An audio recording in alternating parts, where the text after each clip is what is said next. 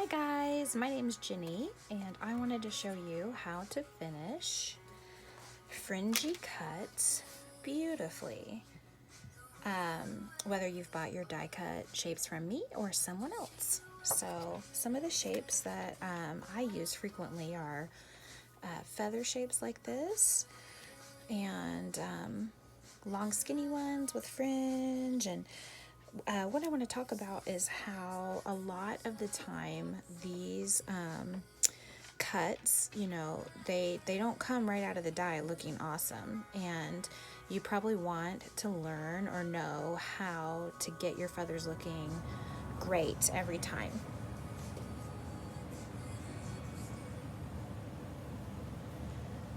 So, what I'm going to talk about is kind of how to get perfect, beautiful, fringy items that are die cut from start to finish. So when it comes out of the machine, a lot of times it'll just look like this, and it'll still have all these little pieces attached to each other in the die.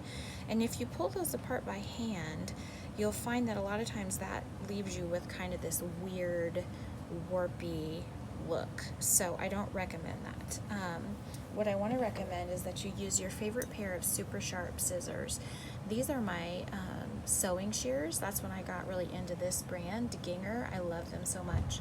They're really good scissors. There's some other great scissors out there that I like to use for this.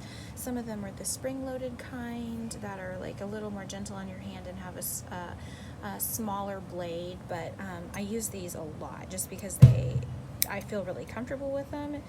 And sorry if you hear a lot of noise upstairs, my little boys are playing. So instead of pulling these apart, it's really best to cut them and just carefully snip each little part and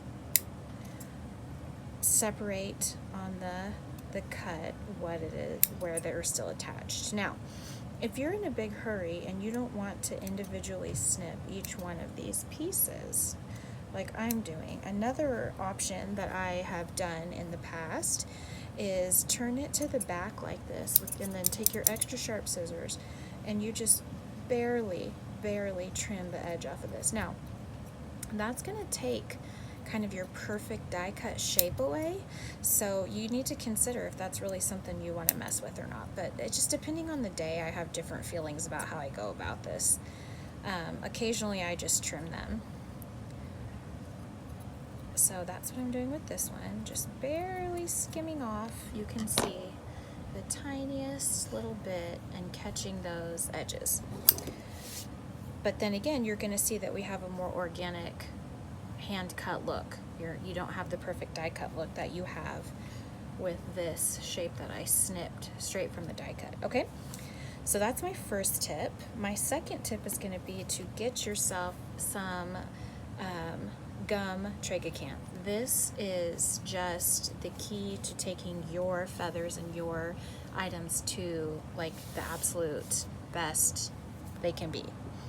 So here's what I wanted to show you, the back of this feather that doesn't have anything on it yet, and you can kind of, it's kind of hairy or fuzzy as people say. Okay, and then this one, I showed you the wrong one. This one has had the Tragacanth on it, and you can see that it's not hairy, and then you can kind of see this one is really fuzzy, and this one's still shedding a lot, whereas this one is not. And when you turn it over, you can see that I did not do the edge, but if you go along the edge, you can slick down all those little fuzzies. So I already snipped this guy. Missed a couple. This guy's had his Tragacanth and been snipped, and I wanted to kind of show you what I like to do to really help the fringe stand out.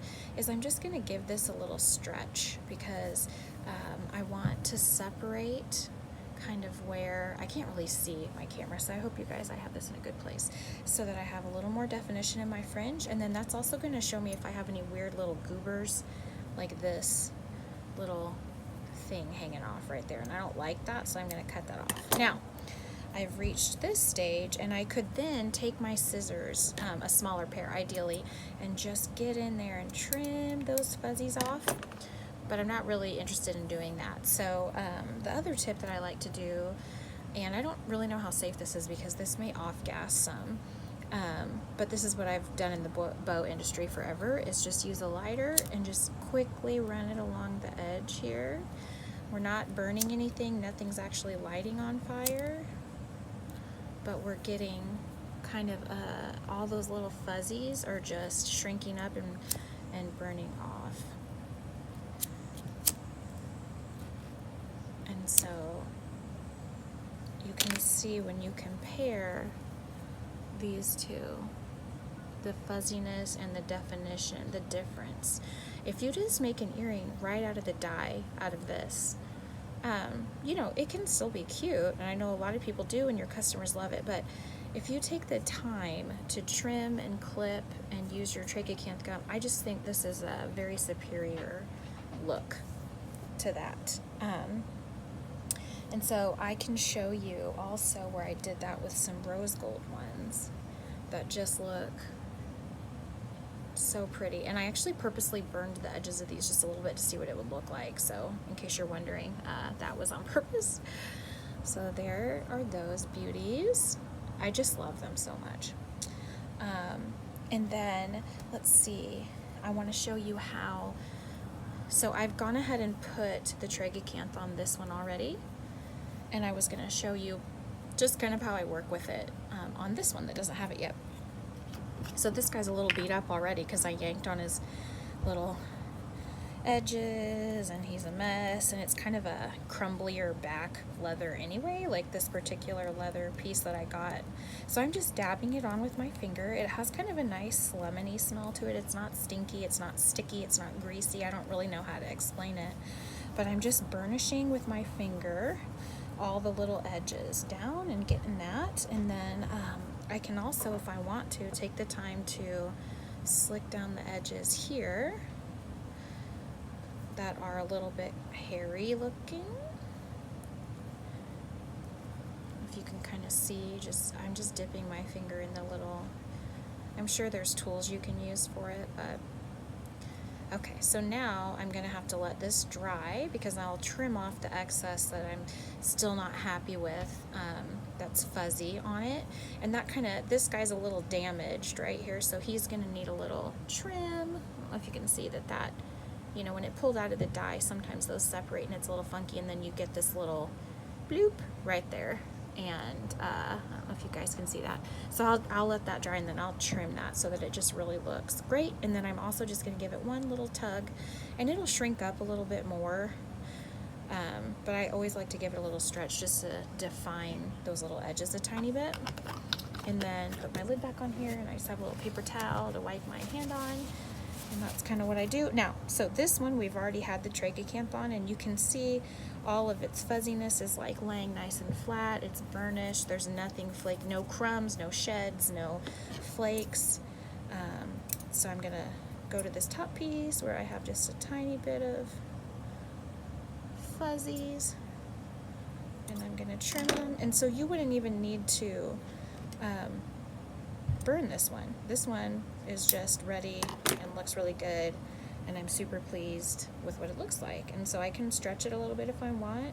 And if you're really trying to get a lot of definition in there, like this one is really stiff leather that I just hand cut, and I want to try to like give it some more definition, I'll pull on it and then I'll twist it a little and kind of try to have it soften up where it's stiff and get a little bit more movement in it. So yeah, this guy's done. So you don't always have to use the tragacanth gum. I didn't use any on this one, and so I thought I might try for you guys on screen, just trimming and then just trying to run the lighter over it. This isn't a very fuzzy leather. It's the Divine, and it's not a seconds quality, it's a first quality, so it's really not very fuzzy. Yeah, so you could just go with that too.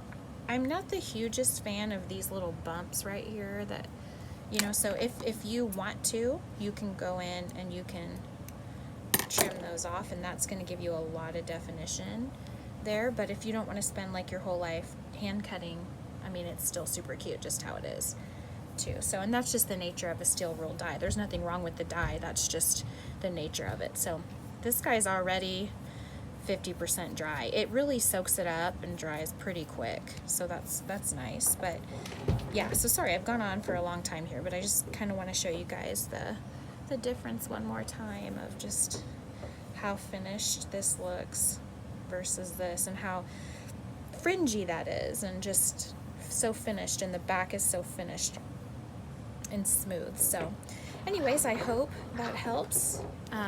If you buy cuts from me, or if you're cutting your own and you're feeling frustrated with your dye, and I'm sure you've heard all the crazy noises in the background, so enjoy. Thanks.